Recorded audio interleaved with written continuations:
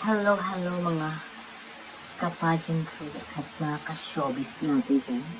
Ayan, meron na naman tayong balita na sagat at mainit-init pa. Ito yung balita na alam ko gustong-gusto nyo mapanood at mapakinggan dahil ito ay napaka controversial at pinag-uusapan talaga ngayon ng buong madla. Kahit saan ng kanto, kahit saan ng pwesto, pinag-usapan talaga ito. Ito ay ang tungkol sa Katniel na usap-usapan o di umano'y na may problema ang kanilang relasyon at isinasangkot sa issue ito si Andrea Brillantes.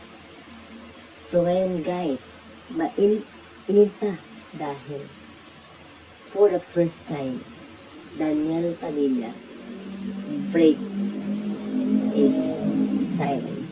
And guys, basahin natin ang kanyang mensahe para sa kanyang mga fans o para sa kanya. Basahin natin. Ito, conversation to guys between Daniel Padilla and with his fans. Ito ang kanyang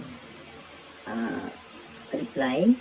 So, ang sabi niya dito sa kanyang reply, ito, and I quote, sabi niya, "Relax na kayo aming mga Katniels. Tama na ang pag-alala. Breath."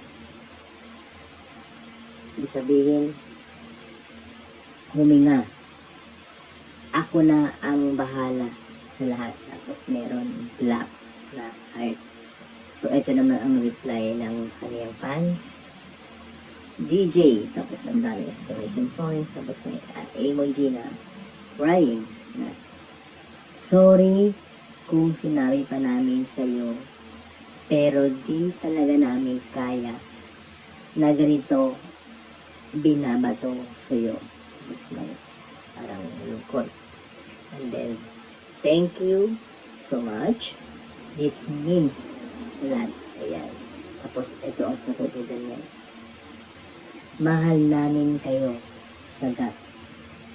Yan guys, ang sagot ni Daniel Padilla para sa Katniel. Para matahimik at para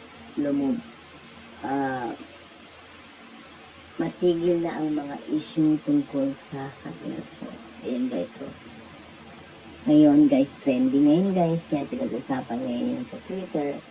So, ang dami ngayon natuwa ang mga Katniel dahil, kumbaga, lumuwag na ang kanilang mga dibdib dahil nga sa mensahe ni Daniel Padilla para sa kanila. So, ayan, magbasa pa tayo ng ilan comment o ilan mga reaksyon ng kanyang mga fans ukol dito sa kanyang statement o ang kanyang sagot sa isyong kinakaharap nila ni Daniel, ni Katniel Brillantes. So, ito, magbasa pa tayo. Sabi naman ito, sabi na ni sabi ng isa dito, si Bernardo Scott. Ayan, sabi niya, grabe yung impact ng message niya. Sobrang comforting lalo na sa mga fans na di na alam anong gagawin for the past weeks and who kept on calling them out to speak up. Yakap sa mga naniniwala at patuloy naniniwala sa kanila. Aming mga Katniels. Ayan.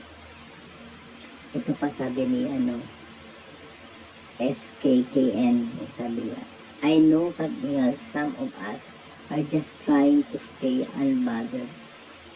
We like them. But I know deep inside we are also praying na sana na-clear ng issue. Hindi para sa sarili natin, but most importantly, para sa kanila, para debunk na malicious accusation kinakasira nila. Ito, I one day ago pala ito. So, Anyway, nabasa na natin to. Ayan, ito sabi ng isa. Kasi 5 to 5, di ba sabi aming Katniels? So, ibig sabihin, hindi kasali yung mga chismosa. Sabi na.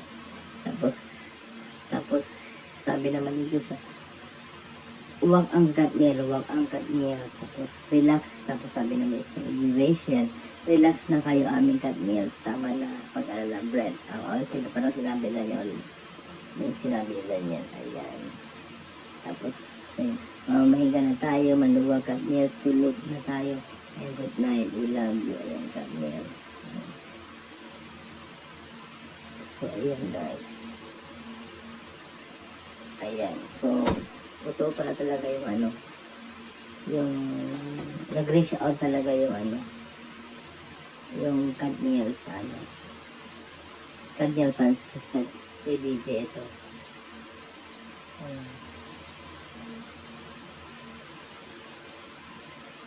Sabi niya ito yata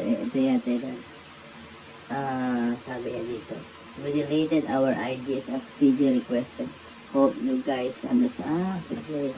Ito kasi yung ginamit nilang ID siguro para dun sa contact nila ginawa kay Daniel. So para lang siguro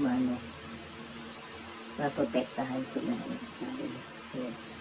We reach out to DJ, we explain to him what's happening in social media. Ayan, sabi niya. Iniisa namin yung accusation na binabato sa kanya. It also sends screenshot sa kanya ng mga accounts sa Twitter na napapangalan kung ano-ano, calling him names right after he replied. Sinabi rin namin nasasaktan na tayo sa kung ano-anong nababasa natin at sinabi kung willing makipagtulungan sa kanila ang Katniels to fight against fake news peddlers. May iba pang replies si DJ, but we do not want to disclose more now. Let's hope for the best. Ayan, so ayun nga, ito nga yung reply nila. Kung may screen record daw, tsaka na maniniwala, biglang alam na nila mag-fact check. Ayan. Yung source nyo, new ad troll account. Ayan. Yung source namin. Ayan, ito source nila. So, napalo-palo sila. Ayan. So, ibig sabihin guys, ang Katniel talaga ginawa ang lahat para talagang makausap lang sila niya to speak about the issue. Ayan, so gladly masaya ang Katniel dahil sinagot at kumbaga pinahalagahan ni Daniel ang Katniel. Talagang pinagaan niya ang loob ng mga kandang dahil sinagot niya ang issue na walang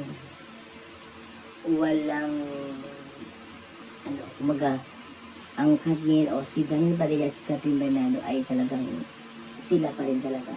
So, meron problema pero inaayos nila. Ayun, ang mahalaga, so masaya na ang fans. So, sana matapos ang issue ito at sana maraming natutunan yung mga iba dito tungkol sa issue ito.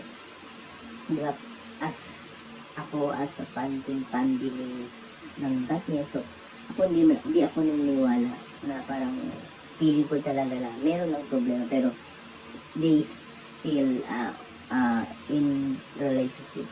So sana